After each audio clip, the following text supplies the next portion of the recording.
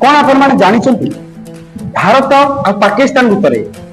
केबे युद्ध होइतिला केते थर युद्ध होइतिला और काहे की होइतिला तो मोटामोटी भाव में कहला गले भारत और पाकिस्तान भितर मोट 3 थर युद्ध होइतिला। भारत स्वाधीनता पाइबा परे 1965 मसीह भारत पाकिस्तान भितर युद्ध होइतिला 1971 मसीह होइतिला एवं 1969 मसीह मध्ये होइतिला जहाकी कारगिल युद्ध नाम रे परिचित। तेबे जदि हम 1965 रे युद्ध कथा देखिबा तो 1965 जनवरी और फेब्रुआरी मासरे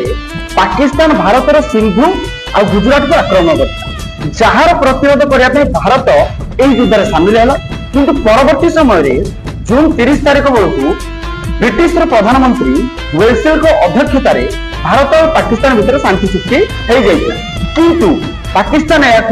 मानि नथिला। परवर्ती समय पुनश्च पाकिस्तान काश्मीर उपर को आक्रमण करता जहां पर भारत संपूर्ण भाव में क्रोधान्वित हो जाता एवं से वर्ष जून 30 तारीख दिन माने 1965 जून 30 तारीख दिन भारत पाकिस्तान भितर गोटे भीषण युद्ध सृष्टि ठीक यही आउरी दुटी युद्ध होता 1971 और 1969 जहाँकि आम परवर्ती वीडियो रे जानिबा।